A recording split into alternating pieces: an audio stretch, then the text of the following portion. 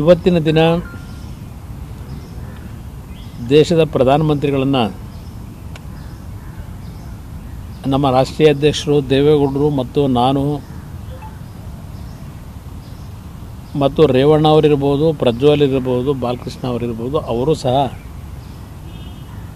ಭೇಟಿ ಮಾಡಲಿಕ್ಕೆ ಏನು ಬಂದಿದ್ದಾರೆ. ಹಲವಾರು ಕೇಂದ್ರದ ಮಂತ್ರಿಗಳನ್ನು ಭೇಟಿ ಮಾಡಲಿಕ್ಕೆ.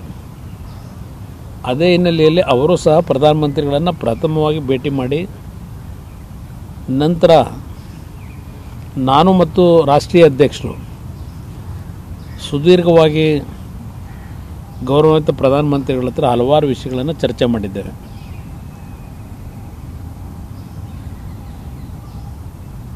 ಪ್ರಥಮವಾಗಿ ನಾನು ಹೇಳ್ತಕ್ಕಂಥದ್ದು, ದೇಶದ ಪ್ರಧಾನಮಂತ್ರಿಗಳು ವಿಶೇಷವಾಗಿ ದೇವೇಗೌಡರ ಬಗ್ಗೆ ಅತ್ಯಂತ ಒಂದು ಭಾವನಾತ್ಮಕವಾದಂಥ ಸಂಬಂಧವನ್ನು ಹೊಂದಿದ್ದಾರೆ. ಅವರು ಇವತ್ತು ಸಹ ದೇವೇಗೌಡರ ಬಗ್ಗೆ ಅಲ್ಲಿ ಹೋದಾಗ ಅವ್ರ ಬಗ್ಗೆ ತೋರಿಸಿದಂಥ ಒಂದು ಅವರ ನಡವಳಿಕೆಗಳೇನಿದೆ, ಅವರು ಪ್ರಧಾನಮಂತ್ರಿಗಳಾದಂಥ ದಿನದಿಂದಲೂ ದೇವೇಗೌಡರ ಬಗ್ಗೆ ಅದೇ ರೀತಿಯ ಒಂದು ಗೌರವವನ್ನು ತೋರಿಸ್ತಕ್ಕಂಥದ್ದನ್ನು ನಾನು ಹಲವಾರು ಬಾರಿ ಕಂಡಿದ್ದೇನೆ. ನಾನು ರಾಜ್ಯದ ಮುಖ್ಯಮಂತ್ರಿಯಾಗಿ 2018ರಲ್ಲಿ ಸುಮಾರು 7-8 ಬಾರಿ ಪ್ರಧಾನಮಂತ್ರಿಗಳನ್ನು ಭೇಟಿ ಮಾಡಿದ್ದೇನೆ. ಅವರು ನಮ್ಮ ಕುಟುಂಬದ ಬಗ್ಗೆ ಇಟ್ಟಿರ್ತಕ್ಕಂಥ ವಿಶ್ವಾಸ, ಅದರಲ್ಲಿ ಇವತ್ತು ಸಹ ಯಾವುದೇ ರೀತಿಯ ಕುಂದುಂಟಾಗಿದೆ ಅಂತಕ್ಕಂಥದ್ದನ್ನು ನಾವು ಕಾಣಲಿಲ್ಲ. ನನಗೆ 2018 ಕಾಂಗ್ರೆಸ್ ಜೊತೆ ಸರ್ಕಾರ ಮಾಡಿದಾಗಲೂ ಅವರು ಏನು ನನಗೆ ಅಡ್ವೈಸ್ ಮಾಡಿದರು, ಸಲಹೆಗಳು ಕೊಟ್ಟಿದ್ದರು. ನೀನು ಒಳ್ಳೆಯ ಕೆಲಸ ಮಾಡಿದ್ರು ನಿನಗೆ ಯಾವುದೇ ರೀತಿಯ ಗೌರವ ದೊರಕ್ತಾ ಇಲ್ಲ, ನನಗೆ ಎಲ್ಲ ವಿಷಯಗಳು ಗೊತ್ತಿದೆ, ಯಾತಕ್ಕಿಂತ ನಿರ್ಧಾರ ಮಾಡ್ಕೊಂಡಿದ್ದೀಯ ಅಂತಕ್ಕಂಥ ಅವತ್ತಿನ ಸಲಹೆಗಳನ್ನು ಒಳಗೊಂಡಂತೆ ಕೆಲವು ವಿಷಯ ಚರ್ಚೆಗಳಾದಂಥದ್ದೇನಿದೆ.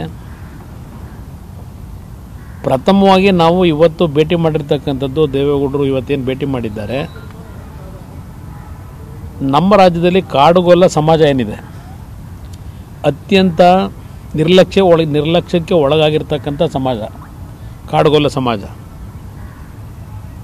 ದೇವೇಗೌಡರು ಈ ಒಂದು ಸಭೆಯಲ್ಲಿ ಪ್ರಧಾನಮಂತ್ರಿಗಳಿಗೆ ಆ ಕಾಡುಗೊಲ್ಲ ಸಮಾಜಕ್ಕೆ ಇವತ್ತೇನು ಮೀಸಲಾತಿಯ ವ್ಯವಸ್ಥೆ ದೊರಕಬೇಕು ಅಂತಕ್ಕಂಥದ್ದು, ಆ ಸಮಾಜದ ಪ್ರಮುಖರು ಹಲವಾರು ವರ್ಷಗಳಿಂದ ಹಲವಾರು ರಾಜಕೀಯ ಮುಖಂಡರುಗಳು, ರಾಜಕೀಯ ಪಕ್ಷಗಳ ಮುಂದೆ ಒತ್ತಡ ತಂದಿದ್ದಾರೆ. ಪ್ರಧಾನಮಂತ್ರಿಗಳಿಗೆ ಕಾಡುಗೊಲ್ಲರ ಒಂದು ಹಿನ್ನೆಲೆ ಏನಿದೆ ಎಕ್ಸ್ಪ್ಲೈನ್ ಮಾಡಿ ವಿವರಣೆ ಕೊಟ್ಟು ತಕ್ಷಣ ಅವರ ಒಂದು ಮೀಸಲಾತಿಯ ಒಂದು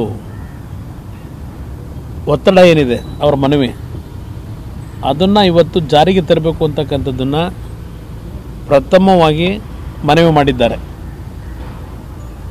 ನಂತರ ರಾಜ್ಯದ ಕೆಲವು ನೀರಾವರಿ ವಿಷಯಗಳಲ್ಲಿ ಅವರು ಪ್ರಧಾನಮಂತ್ರಿಗಳಿದ್ದಾಗ ಏನು ದೇವೇಗೌಡರ ನಿರ್ಧಾರಗಳು ತೆಗೆದುಕೊಂಡಿದ್ದರು, ಇವತ್ತು ಯಾವ ಪರಿಸ್ಥಿತಿಯಲ್ಲಿ ಇದ್ದೇವೆ, ಅದಕ್ಕೆ ಅವರ ರಾಜ್ಯದ ನೀರಾವರಿ ಯೋಜನೆಗಳಿಗೆ ಸಹಕಾರವನ್ನು ಕೋರಿದ್ದೇವೆ.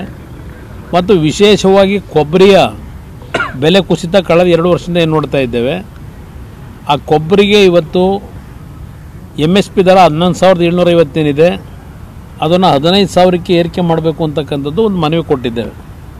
ನಾನು ಪ್ರಧಾನಮಂತ್ರಿಗಳಿಗೆ ಎಷ್ಟು ಕೇಂದ್ರ ಸರ್ಕಾರದ ಮೇಲೆ ಬೀಳ್ತಕ್ಕಂಥ ಹೊರೆ, ಹಣದ ಆರ್ಥಿಕ ಹೊರೆ, ಅದೆಲ್ಲವನ್ನು ಎಕ್ಸ್ಪ್ಲೈನ್ ಮಾಡಿದ್ದೇನೆ ಆ ಸಭೆಯಲ್ಲಿ. ಅವರು ಒಂದು ಡೀಟೇಲ್ ನೋಟನ್ನು ನನಗೆ ಕಳಿಸುವಂತಕ್ಕಂಥದ್ದನ್ನು ನನಗೆ ಸೂಚನೆ ಕೊಟ್ಟಿದ್ದಾರೆ.